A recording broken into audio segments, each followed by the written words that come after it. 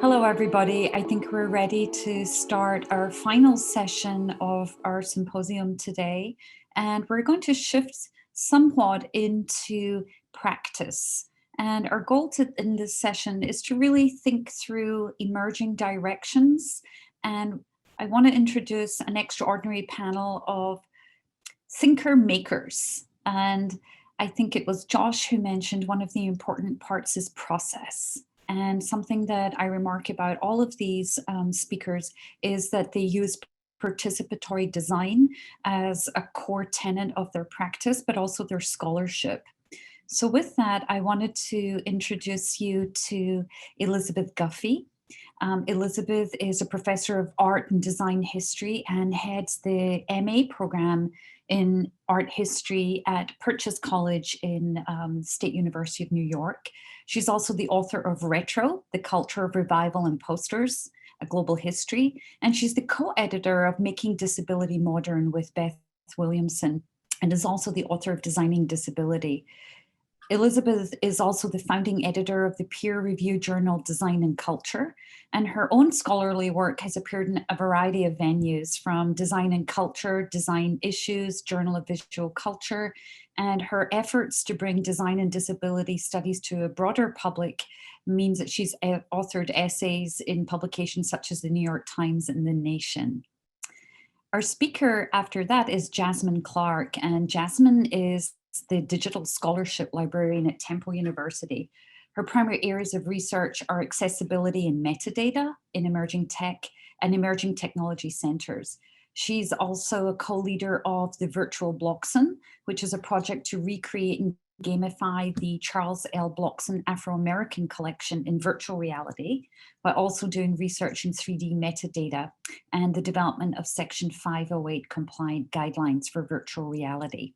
She's also the chair of the Digital Library Federation, Digital Accessibility Working Group, and is the co-chair of their Committee for Equity and Inclusion.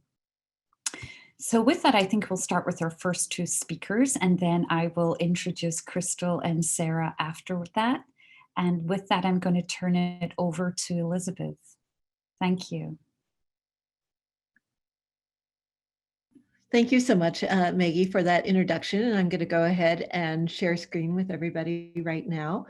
And I want to speak a little bit about the big picture that we've been looking at, and maybe also to get into some questions to how this really is affecting how we're thinking about practice right now and disability. So I teach and write on disability and design, and I often start my students with this picture. And what I say to them is, what's wrong with this image? And if you're looking at this, what you're looking at is the inventive Dmitry Bivkov, who's a Russian wheelchair user who built his own DIY wheelchair lift. He's suspended on the outside of his apartment block, and he did this after waiting 6 years for the local authorities to install an elevator to the 5-story high building in which he lives. Of course, Bivkov is showing an extraordinary degree of inventiveness that we find over and over exhibited by disabled people who make their own access in the physical world. And with a small crew, Bivkov ended up constructing the wheelchair lift himself. Now, many of us know already what the problem is here, right? This man needs an elevator. We all understand this kind of problem with access in the material world, but I want to speak for a few minutes about our bigger theme, which is reimagining access. And it's one that is a little bit different than what maybe Bivkov is confronted with. His obstacles are pretty obvious. And I think we're all sensitized more or less to this kind of problem with access, but I want to turn now to questions like, as we've been discussing in a kind of more granular way, about digital world and archiving and how those sorts of questions are really playing out. And there's some interesting new answers that have been coming up. So if we are really going to be talking about this question of reimagining access, I want to ask a few questions as to how and why it is that we're gathered here talking about this at this moment in time. Now, I think most people in the US are aware of the Americans with Disabilities Act, the ADA, which is our most recent civil rights legislation, now federal law. But I have to remind you that it was only signed in 1990, and it's really followed fretfully, generally, in a limited sort of way. There are a whole series of legal problems around that, and it goes beyond just design equity. But these are doubly so problems today because technology has been changing really rapidly. It's evolved a lot since 1990. And so even our traditional conceptions of disability have also shifted, especially because there's been an acknowledgement of all kinds of neurodiversity, autism, mental health, memory, Alzheimer's as well. So there have been issues more recently, and I think we were hearing some of that in the previous sessions about how to update our approaches towards access and really to encompass all kinds of new ways that technology has been changed and how to continue addressing access problems. I just want to point out that this is a sort of initiative and problem that's pretty well known within industry leaders' fields. There's even this group of industry leaders who've come together to ask for universities, colleges, art colleges to start doing what they call teach access. According to one of their most recent studies just a few months ago, about 63% of tech companies are looking for, in entry-level jobs especially, a knowledge of accessibility. But in most schools, they don't teach accessibility, accessible design at all. And that's even to this day. So I mentioned this because of how special and interesting it is that ArtCenter is taking this seriously. And I want to congratulate ArtCenter and the library for really taking on this problem head on. Maybe one of the issues is that we have been kind of fitfully addressing this problem with access for some time. I think the leading paradigm has been something that's called universal design, which was introduced in the 1980s. And it was really meant for product and environmental design as a strategy for designing for the greatest range of abilities possible. I'm showing you here 7 principles of universal design that were developed. This came out in 1997. And this was actually developed by a group of architects, product designers, engineers, environmental designers, led by the late Ron Mace at North Carolina State University. I'm just going to read to you what the themes are. We've been hearing actually a number of these words being used in the last session. So 1, equitable use. 2, flexibility in use. 3, simple and intuitive use. 4, perceptible information. 5, tolerance for error. 6, low physical effort. And 7, size and space for approach and use. Now, the usual example that we give for universal design and how it's practiced today is in the physical environment. It's something like the curb cut, which of course is that angle. This is what I'm showing an image of, that angled part of a sidewalk which meets the street. And it's usually intended to be used by people, for example, who are in wheelchairs as a way to cross from sidewalk to street relatively effortlessly. It's also been found to be relatively beneficial for a wide variety of other users, other sorts of wheeled mobility, especially. I'm showing you bicyclists who are crossing a street across a curb cut. Skateboarders benefit from it as well. Indeed, strollers can too. I'm showing you an image of a woman pushing a stroller over a curb cut. There's this kind of flexibility that's suggested there. And notice how that's a theme that we heard a lot coming up over our last session as well. Flexibility of use, which is usually considered to be one of the hallmarks of universal design. It's been a little bit hard to translate this actually into the area of product development. And when you take this over into, say, something like appliances or relatively useful kind of tools, there come up a series of sort of questions, though. I think the most classic examples of universal design when we teach this stuff to design students is the OXO Good Grips potato peeler I'm showing you, but the Cuisinart food processor also developed originally for disabled people. That was the purpose of both of these, which even as much as they're common kitchen instruments today. And indeed, they kind of hold this sort of place in people's imagination, if you do know about universal design, as being significant. But more and more today, and I think you were starting to get a little bit of this coming up in the questions that were coming in about usability, about access. More and more today, we're starting to re-examine just what universal design is and how much of it is still applicable. There are kind of questions and explorations about what's sometimes now called the myth of universal design have been focusing on a couple of key points. One of the kind of deeper questioning that's taken place has been about the motivations sometimes behind universal design, and some critics have claimed that it's been more of a marketing strategy than actually an activist move. Some people have also critiqued universal design for relying too much on outdated standards and ways of measuring people. I'm showing you an image of the potato peeler, and over here as well, a ruler next to it. There's also been a bigger question about agency and how that fits into conceptions of universal design. The potato peeler, the OXO Good Grips one that I'm showing you over here, has this famous founder story around it. I'm showing you the image of Sam and Betsy Farber next to this. And the question has come up, who was the real innovator here? Now, the story goes in 1988 that Betsy Farber was on vacation with her husband, Sam, in France, and she was having trouble using a potato peeler there in this rental house that they were visiting due to her arthritis. And we're told that Sam got to thinking, why do ordinary kitchen tools have to hurt your hands? And he developed an easier to grip potato peeler with her in mind. And the OXO company was founded on this idea. But we know that Betsy actually was herself an architect and something of an innovator too.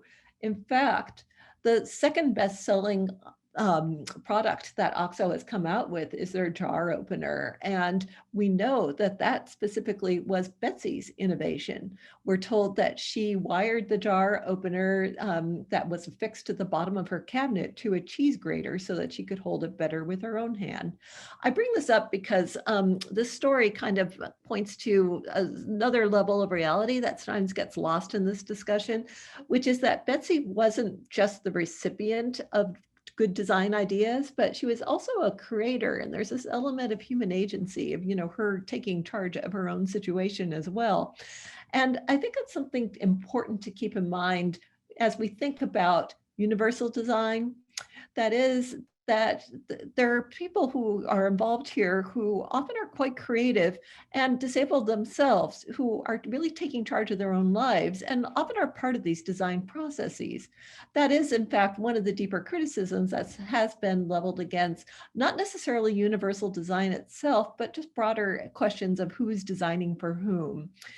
There is also this kind of utopian vision, and we were getting into that as well in the discussion, although nobody was explicitly calling it out. But you get these kinds of conflicts that can come up if you're really trying to universally design for everybody, which almost is an impossibility. It just imagines a world in which universally that one product could fit everybody's needs, which is probably just not realistic. So there's then this critique about universal design that's been developing over recent years. And I'm going back to the OXO Good Grips potato peeler, as well as the Cuisinart. And there actually are very few success stories when you really get out there. It's hard when you actually start teaching universal design and studying it, as I have for many years. It's hard to call up a great number of outstanding examples that celebrate universal design and the full kind of inclusiveness that we would hope for and expect. On the other hand, in the last few years, there have been arising newer approaches and ideas to disability more broadly. And there's been this kind of reclaiming of a disability identity and a questioning around it. And we see this especially around the word Crip, which one hears more and more, which is a kind of reclaiming of disability identity, much like the word gay was a reworking of the derogatory term that had been applied to homosexuals. And indeed, the word Crip is, of course, based on the more traditional word cripple. I'm showing you here a poster from the film recently released, Crip Camp, a cover of the book Crip Times, and a poster which is calling for Crip the Boat. Crip is something that's meant to describe people who experience any form of disability, such as one or more of impairments, but they can be physical, mental, learning, sensory. And it's really a term that's meant to use to talk about disability rights, to avoid a kind of ranking of different types of disability, but instead to express a kind of identity and pride in difference, in going beyond just normalcy. But I want to point out that also it's meant to suggest a kind of openness about language more broadly. And that's always been a problem. I find that a lot when I teach disability and design. A lot of my students get really uncomfortable about not knowing the right kind of language to use. There's a great fear of offending as well, because there's so much derogatory language in our past that seems to be prejudicial. And I think one of the things about Crip is that it's meant to signal a more of a kind of openness and a willingness maybe to get maybe words not right or wrong, or at least to be more kind of open-ended about what we mean too about disability. So it's against that path or against that background that I want to go back to Dmitry Bivkov for a moment, and also to look to him as maybe a lead towards some of the newer ideas that are coming up in the ways that we talk about disability and how it plays out with design. To go back to Bivkov now, remember that he was the designer of this wheelchair lift himself with a small crew. He ended up constructing this. So it was a kind of DIY effort on his part. And there is something in this new way of thinking about disability and disability in design, maybe not necessarily a taking back of universal design, but maybe kind of moving through it and going one step beyond, maybe a kind of post-universal design that we're starting to see the emergence of. And that's the thing that's so interesting about what we're talking about right now at ArtCenter, because it's a really ambitious attempt to start really taking in new ideas about disability, but also about what design is and how to bring knowledge and information to people, how to create a more inclusive world, taking these newest ideas forward. One of the things to keep in mind with post-universal design, if we want to use that term, is that we're really moving towards a world which has much more kind of customization. And just think of, for example, I'm showing you an image of a man who's wearing a 3D printed glove or hand, and he's standing next to a MakerBot printer. And there is this kind of promise, we will see where it leads to, but a promise for a new kind of DIY movement overall. And we're also talking about bringing from design ways of bringing disabled people really more fully into the design process, as we've talked about through things like participatory design, co-design, terms that Reimagining Access is doing now. I want to bring out a couple of the words that you hear more and more being applied to design in this newest sort of mode. The first one is this word agency. And I'm showing you here a screenshot from the remarkable website of one of the neighbors to ArtCenter, who lives very nearby you, who is Sabrina Dunham. And I'm just showing you her website, Sabrina Makes It Work, which is this remarkable series of videos, demonstrations, reflections, shared experiences on the practical use and customization of a non-officially trained designer, Sabrina Dunham, who has made her own access in the world. And it really makes a whole kind of unofficial making and a kind of assertiveness of people who are disabled, who are doing all kinds of stuff for themselves, and suggests ways that we could be learning as well through design processes from them. It's also a critique of the kind of white masculinized maker culture that still exists out there. Along with agency, I want to highlight the word care, which you hear more and more as well in this area of design. I'm showing you a child here who's with a nurse who's having braces fitted, a child with cerebral palsy from 1952. But that idea of networks of people brought together to care and the ways that they're brought together through design is also another key idea within this emerging post-universal design. Next, I want to highlight the word expertise. I'm showing you here a makerspace that's up at the University of Washington, and it was actually put together by Kat Steele, who was a professor there. And the makerspace is actually meant to increase access to making among the general community, but it's specially outfitted for disabled people to go in and be able to work there on different sorts of accessibility tools that help them with their own needs. And finally, the last word I want to leave with is this term speculation, which you hear more and more of as well, which leads from the practical into this element of wonderment of what disability can bring for us. I'm showing you here a wheelchair dancer by the name of Alice Shepard, and she is on a ramp that was designed by the artist design researcher, Sarah Hendren, who we're going to be hearing from shortly. And it was developed after they and one of Sarah Hendren's classes, design class, had a conversation about mutual interest in ramps, but there's also something quite magical here in which shows disability and the design students coming together to highlight Alice Shepard's kind of ownership of her disablement and how they've been able to highlight this kind of expressive, functional, kind of also semi-political way of designers being able to bring forward difference and into this really positive sort of way. So I'm mentioning this as a bunch of themes, a series of themes that we're just starting to see emerge. That's one of the reasons why I'm so excited to be part of this group today, because it's great to see ArtCenter taking these sorts of themes seriously and really at the forefront of this innovation. I know we have a couple of speakers here. This is a great lineup today. We've got a couple of speakers who are following me who are going to pick up and tell you more specifically about some of the exciting stuff that they're picking up on that have to do with this more fully. I'm going to turn over the screen now and actually go over to my fellow presenters. Excited to hear more about this. Thank you. Thank you so much. We're now going to turn it over to Jasmine. Ready? Yeah. Hi, everyone. I'm Jasmine Clark. As I was already introduced, I'm the Digital Scholarship Librarian at Temple University in Philadelphia, PA. Today, what I'm going to be talking to you about, and actually I'm going to just share my screen now and pull up some slides. They're not particularly beautiful slides. They're just meant to illustrate a couple of points. And also, and this is a good segue. So I do a lot of work. The Digital Scholarship Center, the Loretta C. Duckworth Scholar Studio, is a multi-purpose space that contains a high power specialized computing space, a maker space, an immersion studio, so VR, and then plenty of space for tabletop games as well. I do a lot of work with the Charles L. Blockson Afro-American Collection, which is a special collection that contains over 700,000 items pertaining to the African diaspora.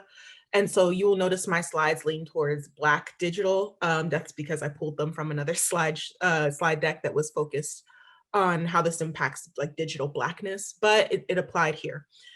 So right now, I'm going to be talking about emerging technologies, digital research methods, archives, and accessible design. So first things first, what do I mean by emerging technologies and digital research methods? This includes things like VR, virtual reality, augmented reality, XR, these immersive technologies, these realities. What you'll see here is a screenshot of a VR recreation, a very early VR recreation of the Charles L. Blockson collection reading room. So on the table are 3 objects from the collection. They're 3 West African instruments. I'm also talking about things like virtual exhibits and interactive projects. So here you'll see the New York Times 1619 project, a digital kind of project that introduced the 1619, the arrival of some of the earliest or first enslaved people here in the United States. You'll see we're talking about network maps and data visualization, in which data points are now visualized, so you can actually visualize the connections between different types of entities. So here, I believe this is from a project. This is a screenshot that shows, I believe, how misinformation is spread. So this is showing when an article was published and then how that information spread from platform to platform. we're talking about textual analysis. So taking texts, breaking them down into quantifiable data points and performing things like sentiment analysis. So saying, you know, can I show, for example, how many times the word woman appears in this text, engage its sentiment, and along with other words, engage its attitudes towards women, or if this is a feminist text, et cetera, et cetera. And mapping, we're talking more obviously about maps. So taking data points, placing them and visualizing them over map data, over visual maps. And also making. So this is a photo, very early photo of the makerspace at Temple University. You'll see we have a bunch of 3D printers, but this also includes things like laser cutting, single board computing, sewing, and actual other things that we kind of continuously introduce. So how does this all apply to archives? Pardon my cat. We're going to talk about, now we're getting into digitized primary sources. This is of course really common already, common practice already. Digitized primary sources increase the reach of narratives and voices that have traditionally been ignored, erased, or otherwise suppressed. They also, if done correctly, so manuscripts aren't exactly accessible. This offers an opportunity to transcribe handwritten manuscripts and potentially make them screen reader friendly, right? So talking about the transformation, the digitization of primary sources is a form of transformation or an opportunity for transformation. You also now see new delivery formats for a primary source of historical materials that allowed us to explore theories of embodiment and empathy, and recontextualizing the events that these materials represent.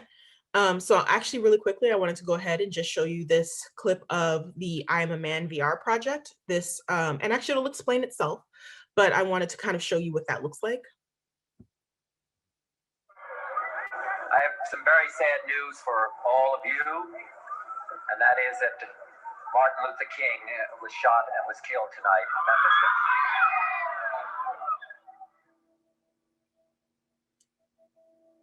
This VR experience transports you to Memphis during the Civil Rights Movement.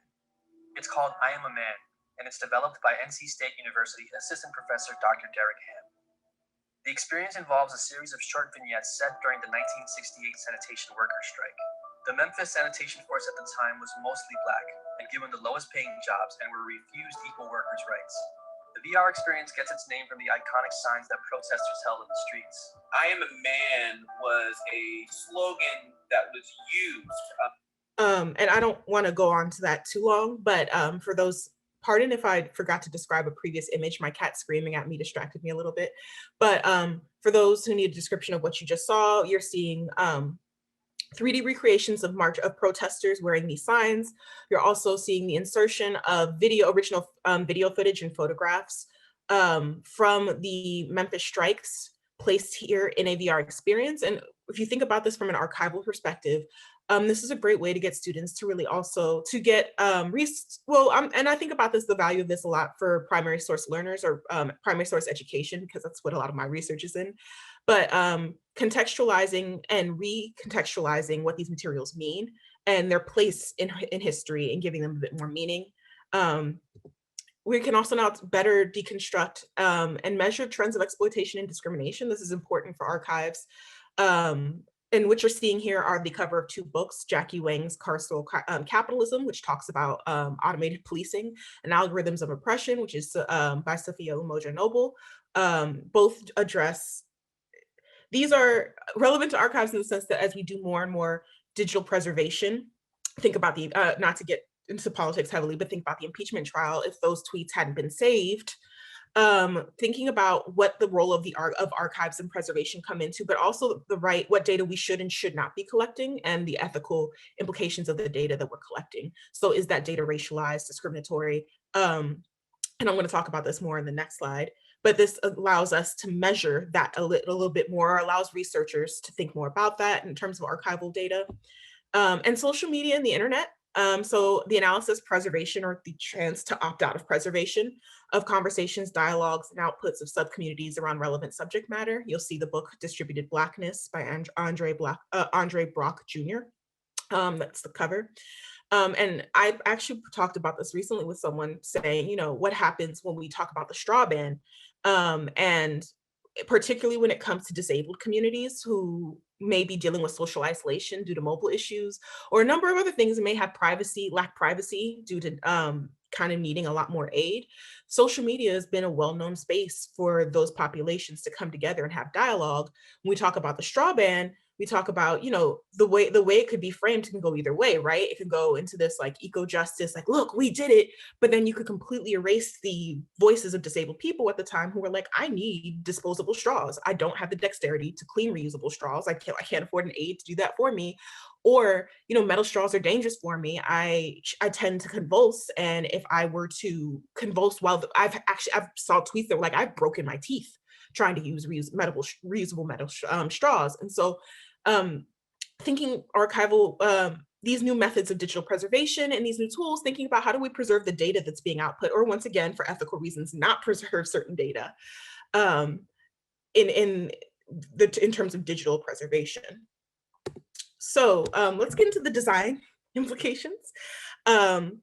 First things first, these things impact the ways we design archival spaces and technologies. So for example, I spoke to a class that was thinking about creating VR spaces. They were an architecture design kind of class, and they were talking about, can we use VR to do some user testing to make sure that spaces are actually accessible to disabled people?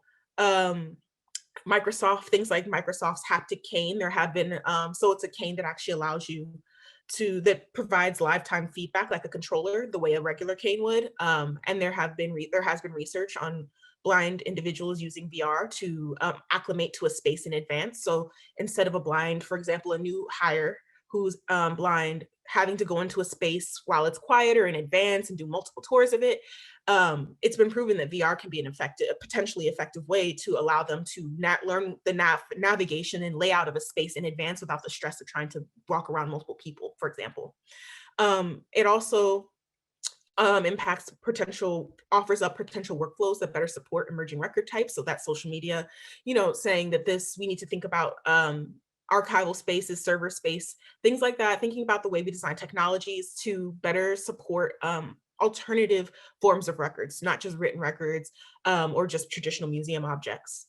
The ways we design services that the archives provide. So network mapping and visualization, that kind of mapping in general, are great alternatives for purely textual discovery systems. So thinking about how can people find records? Let's say you're in North Carolina and you want to find things by a certain county, having that on a map could be really useful, as opposed to having to spell for someone who is neuroatypical and potentially struggles with textual input, or textual output as well. The ways we contextualize materials and teach primary source literacy, going back to that I Am a Man VR experience, but also gamification. I'm building a VR game that is going to teach primary source literacy using the using the blocks and collection. Gamification makes it engaging and also allows new and innovative and imaginative ways for users to interact with materials or to hold and examine. So for example, the instruments that I showed, one of which can be pretty heavy, being able to lift it up in VR, you know, or spin it around or view it in a 3D model of it inherently is going to be better for someone with dexterity issues or who can't lift certain amounts of weight, right? And they would still be able to examine well, we play hockey with it in VR right now because it's absolute chaos. There's no rules in the game right now. We're just reconstructing the space. But the ways we address in the moment community needs and accommodations. So for example, I've heard of this happening multiple times in libraries that have maker spaces attached. 3D printing space, 3D printing a specialized holder, for example, for someone who's unable to hold materials. So let's say someone has arthritic hands and they have a hard time doing, you know, multiple things. 3D printing tools allow them to turn pages or hold things up for them. A number of things that can be done on demand, on the cheap. We're now getting into individualized, personal, one-on-one design. And last but not least, the ways we collect and analyze data regarding user needs in the first place. So I did user testing as a research. Before getting into building my game, I was trying to figure out whether or not VR was accessible at all, and did user testing. And something that I found was super fascinating was that I could actually quantify people's feedback more. So they could say, you know, that distance, at this distance, becomes less than ideal. And because VR is mathematical, whatever, I could say, oh, that's about 15 feet. Exactly. You know, I didn't have to go like this. I could very much begin to quantify and measure things, right? The same thing goes for AR. People sometimes, I know someone who uses augmented reality to do, who specifically works with one person at a time to build specific interventions for people with autism who need to learn certain skills or address specific needs. So really all of this comes down to that these new and emerging technologies equate to dynamism in the way that we think about design, individualism, going back to this idea of what was previously said, that said this idea of being able to moving away from mass production and universal design to now actually being able to think about how can we on the cheap quickly produce individual solutions and interventions. There are multiple teaching syllabi and things like that, teaching how to design 3D models and create assistive technology for community needs. And also, I really like to point out the evolution aspect of it, that it's important that we constantly revisit these technologies. Yes, for whether or not they're accessible, but in terms of also what they can do for, in terms of really innovating the way we design things. I bring up texting as an example, right? When texting first came out, it was this really awkward. They had like the texting speed competitions and buttons. And for someone with dexterity issues, that'd probably be an issue. And now, because of the move to touchscreen and the ability to drag your finger and a number of assistive tech or to do dictation, right? Texting while in and of itself was a design innovation for deaf, hard of hearing people, has evolved and should be continuously revisited, right? In terms of what it can offer moving into dictation, right? And as that technology improves, the kind of data we can collect in terms of design implications, as well as just applications, evolve as well. So I think that the possibilities for emerging technology have a lot of really unique implications for archives, just in terms of moving away from mass production and more towards user-centered, individualized production as well, focused design as well. And with that, I am happy to turn the screen over. Thank you, Jasmine. I have to say some of the things you bring up around what is a taxonomy and how even it's a designed entity and how it's designed can be inclusive or exclusive or totally invisible. And it's one of the ways of rendering, how can I put it, rendering the actual knowledge, the assets, and the history of whole peoples either visible or invisible. I think that's really compelling insight when we start to think about how we're designing access, that it actually goes much more deeply than the interface or the interaction. It goes into the very corpus that we're talking about. So I think that's really compelling to me in relationship to Elizabeth's comments about what is post-universal design, where the intent doesn't always match the outcomes, right?